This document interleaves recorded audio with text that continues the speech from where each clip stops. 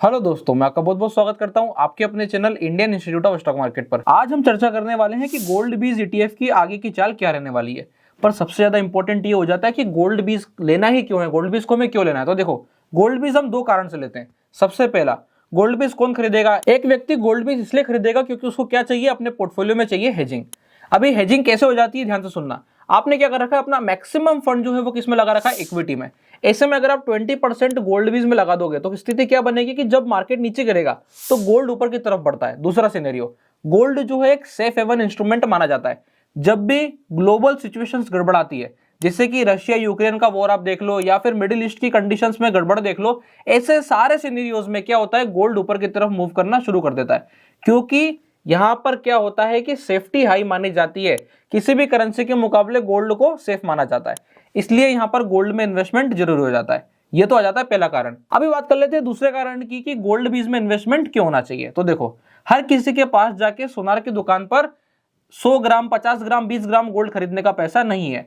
अब क्या होगा, कोई अगर जाता है और बोलता है कि मुझे 1 ग्राम गोल्ड दे दो, 2 ग्राम गोल्ड दे दो, तो क्या वो पॉइंट बनाएगा? नहीं बनाएगा। ना तो वो कुछ ज्वेलरी बना पाएगा, ना ही प्रॉपर इन्वेस्टमेंट कर पाएगा।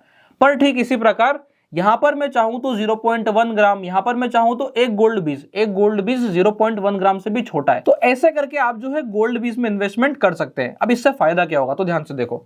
एक व्यक्ति है जो कि कंटिन्यूअसली हर मंथ पैसा कमाता है। अभी वो क्या कर रहा है, उसने सोच लिया कि मैं हर महीने 2000 या 3000 रुपए का गोल्ड बीज खरीदते जाऊंगा। इससे फायदा क्या होगा कि उसने अगर 2-3 साल 4 साल ऐसा कर लिया तो 4 साल में गोल्ड का अप्रिसिएशन भी उसे मिल जाएगा और बाद में वो उसे बेच करके चाहे तो ज्वेलरी भी बनवा सकता है।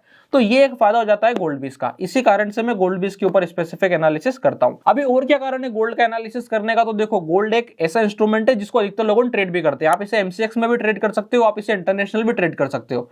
तो ऐसे में अगर इसका एनालिसिस मुझे पता होगा तो मैं अपनी पोजीशंस ठीक ठाक बना पाऊंगा। तो इसलिए भी हम इसका एनालिसिस करते हैं। तो आई होप आप लोगों को सारे रीजन समझ में आ गए होंगे। अब चलते हैं सीधा स्क्रीन पर और समझते हैं कि क्या है आगे की चाल। तो जैसा कि आप लोगों को दिख रहा है, यहाँ पे जो मैंने चार्ट ओपन किया है ये है इंटरनेशनल गोल्ड का चार्ट। इसे क्या बोलते हैं, XAU/USD। ये जो है ऑन्स के हिसाब से रेट बताता है। अब आप यहाँ पे देखोगे कि ओवरऑल स्थिति क्या बन रही है। तो मैंने जब पिछली बार गोल्ड बीज का एनालिसिस किया था तो उसके लिए मैंने इंटरनेशनल गोल्ड जब चर्चा करी थी तो हम कुछ इस वाली रेंज में बात कर रहे थे। अभी हाल कंटिन्यूअसली गोल्ड एक साइडवेज रेंज में चल रहा है। पर क्या यहां से हम बोल सकते हैं कि गोल्ड और ऊपर बढ़ेगा? तो इसको कैसे पता चलेगा, ध्यान से देखना। हम करेंगे बड़े टाइम फ्रेम से एनालिसिस शुरू। अगर अभी आप मंथली से एनालिसिस देखोगे तो आपको एक चीज पता चलेगी कि दिसंबर का मंथ जो क्लोज हुआ है वो एक पॉजिटिव नोट पे क्लोज हुआ है। अब आप बोलोगे कैसे? अगर मैं इसके ऊपर कर्सर लेके आता हूं तो ये तो $26 से नेगेटिव है, तो आप ये कैसे बोल रहे हो कि ये पॉजिटिव है? अब ध्यान से देखना, ये लो आपको दिखाई दे रहा है? बोले हाँ दिख रहा है। क्या ये लो के नीचे क्लोजिंग आई है? जवाब आएगा नहीं आई है। अब आगे सुनना, ये वाला कैंडल इसके लो के नीचे क्लोज कर पाया? ये भी चेक करो। देखो मैं बता देता हूं यहां बना करके, क्या इसके लो के नीचे क्लोजिंग आई है? नहीं। अगर आप ध्यान से देखो तो यहां पे जो अक्टूबर का कैंडल था उसके लो के नीचे क्लोजिंग नहीं आ पा रही है। मार्केट नीचे तरफ ड्रैग जरूर किया है पर क्लोजिंग नहीं कर पाया है। और दूसरा, जब दिसंबर का मंथ ट्रेड हुआ तो दिसंबर का पूरा मंथ क्या कर रखा है, नवंबर के लो को टच करने भी नहीं गया है। इससे स्ट्रेंथ का पता चलता है। तो यहां से आपको क्या दिखाई दे रहा है कि स्ट्रेंथ बनती नजर आ रही है। अब अगर ये वाला कैंडल ऊपर मूव करने लगेगा और एक बार अगर इसने $2700 को पार कर दिया तो क्या होगा, यहां से रैली आना शुरू हो जाएगी। तो इससे एक चीज समझ में आती है कि बियल गोल्ड में और भी अबव का पोटेंशियल बाकी है। ठीक है, इसको और इजी वे में समझने के लिए अब हम चलते हैं डेली टाइम फ्रेम पे। इससे ज्यादा मेजर टाइम फ्रेम पे एनालिसिस करने की आवश्यकता नहीं है। तो यहां से जो दो लाइन बन के आई, एक कौन सा लो? बोले एक लो हमारा अक्टूबर का, और एक कौन सा लो? बोले एक लो हमारा नवंबर का। ध्यान से आप देखो, मार्केट इसके इर्द गिर्द ही घूम रहा है। क्या समझ में आता है? मार्केट कंटिन्यूअसली इस अक्टूबर के लो को बचाना चाहता है। एक बार सिर्फ वो नीचे गया है और घूम के ऊपर आया है, उसके बाद से दोबारा उसके नीचे क्लोज नहीं किया है। यानी कि यह एक इंपॉर्टेंट लेवल है। अब यहां से जब प्राइस ने जंप लिया है तो अभी प्राइस क्या कर रही है? अगर आप देखोगे नॉर्मल एनालिसिस आप देखोगे तो प्राइस यहां पे एक रिटेस्ट कर रही है। ये क्या है? ये सिर्फ एक रिटेस्ट है। और यहां से जब तक ये वाला लेवल प्रोटेक्टेड है, आपको गोल्ड की चाल ऊपर में मिलने की पूरी संभावना है। तो इससे मुझे पता चल जाता है कि गोल्ड में ऊपर का मूव पॉसिबल है। बोले ठीक है। अब अपन क्या करेंगे, यहां से अपने गोल्ड पर आ जाते हैं। फटाफट से अपन एक बार एमसीएक्स देख लेते हैं, एमसीएक्स की क्या स्थिति है। तो देखोगे आप एमसीएक्स चल रहा है 77,000 रुपए के आसपास। और अगर उसी लेवल को ध्यान में रखा जाए तो यहाँ पे आप देखोगे कि आपको ये वाले लेवल के आसपास होल्ड होना चाहिए गोल्ड। यानी कि 77,000 के आसपास गोल्ड को होल्ड होना चाहिए।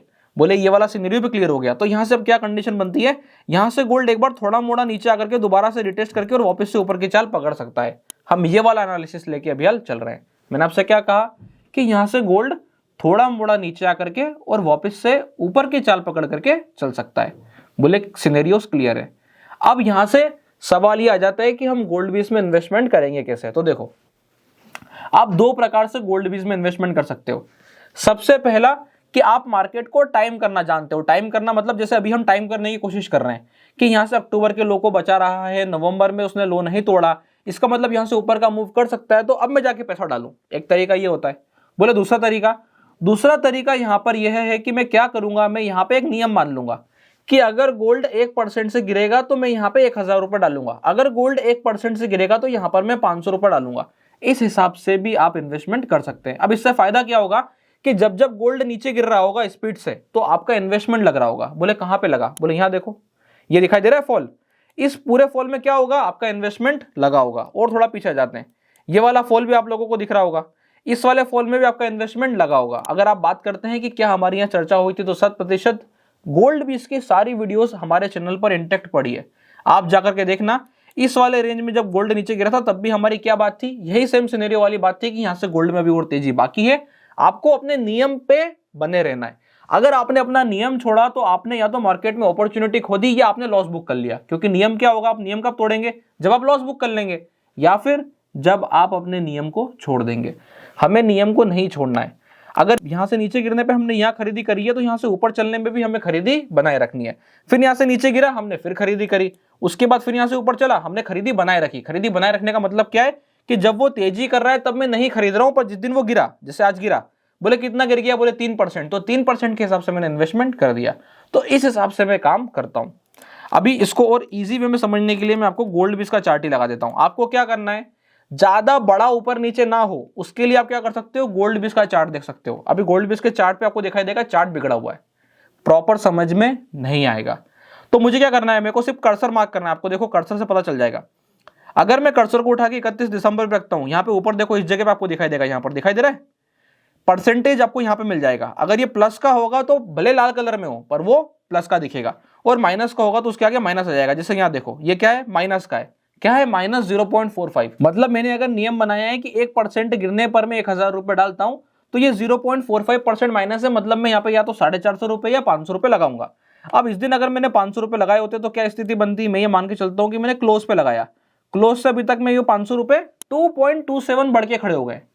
अगर वो 500 रुपए मैंने लगाए होते तो उस पर 2.5% के आसपास का रिटर्न बन रहा है। तो ऐसे कंटिन्यूअसली अगर आप एनालिसिस करोगे और आप देखोगे कि यही मेथड में पूरा नीचे से लगा के चल रहा होता, जब ये फॉल आया था, मैं अगर यहां से यही मेथड लगा के चल रहा होता तो अभी तक मेरा एवरेज भी ऊपर आते जाता और गोल्ड भी ऊपर बढ़ते जाता। बस फायदा क्या हो रहा है, अब ये देखना, जब मैंने यहां पे लगाया था तब शायद तक मैंने 1000 रुपए लगाए थे, फिर समय के साथ मार्केट बढ़ता चला गया, मेरा एवरेज भी बढ़ता चला गया। अब मेरा एवरेज यहां का आ रहा है और अब मेरे पहले अगर लगे हुए थे सपोज 1000, तो अभी लगे हुए हैं 7000। बस यही अंतर आ जाएगा, इससे ज्यादा अंतर नहीं आना है। फायदा क्या हो गया, यहां से यहां तक का रिटर्न मेरा 1000 से बनता। अगर मैं एक बार लेके छोड़ देता, सुनना ध्यान से, अगर मैंने एक बार गोल्ड को लिया होता, कहने का मतलब मैंने अगर यहां पे 1000 रुपए डाले होते और एक बार लेके छोड़ दिया होता, तो वो 1000 रुपए अभी हाल कितने बढ़ गए होते, बोले 10% बढ़ गए होते। अब अगर हम ये बात कर लेते कि हमने समय के साथ प्रॉपर तरीके से इन्वेस्टमेंट किया, सारे रूल फॉलो किए, तो आप देखोगे कि आपका इन्वेस्टमेंट गिरी से गिरी स्थिति में कम से कम 25-30 हजार पार करा होगा। कैसे करा होगा मैं वो समझा देता हूं।